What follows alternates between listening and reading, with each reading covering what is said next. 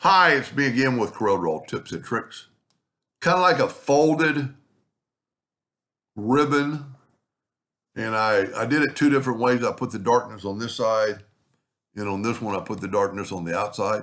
But if you look real close, if you do everything perfect, I mean, it actually catches the corners. But you have to, there's a couple things you have to do. So let's draw a six-sided polygon and hit P and put it in the center of the page. And then I'm going to Control D and make a duplicate of that. And I'm going to hold down the Shift key and bring it in. And then I'm going to rotate that 30 degrees.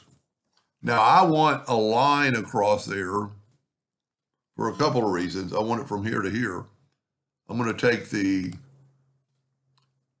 2 point.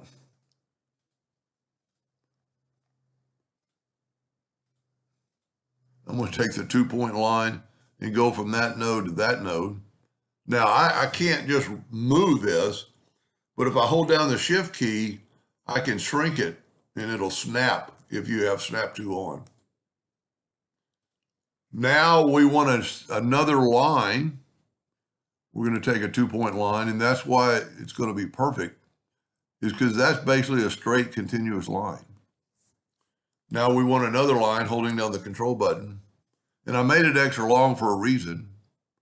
So I'm going to put one there, and I'm going to put Control D, and I'm going to move it up just a little bit. And then I'm going to Control D again. And I got really close, but I want that one on the top, the very top. Now, I didn't blend it or anything, so it's free to move.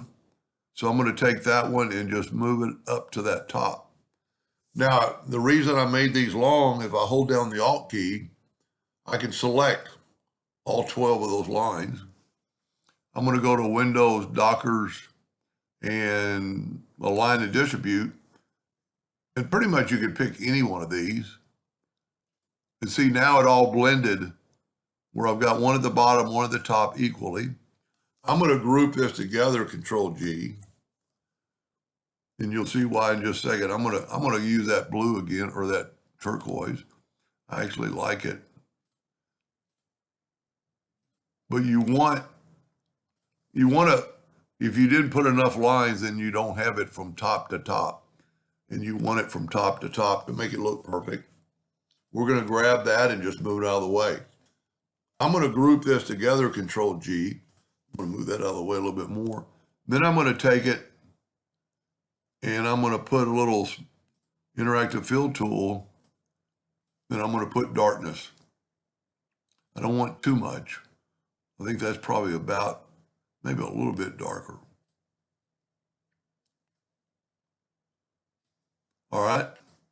Now we're working in the center of the page, so I'm going to Control D to duplicate it, alternate C to get my hotkey that wrote, or my macro that puts it in the center of the page, and I'm going to rotate it 60 degrees.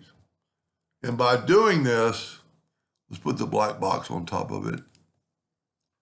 By doing everything perfect, the joints fit right there. If you didn't do that, you wouldn't have a peak, and it just wouldn't work. So try that next time you're doing it. Use the transformation docker to spread them out equally and start from start to finish and see if it doesn't help you on your results.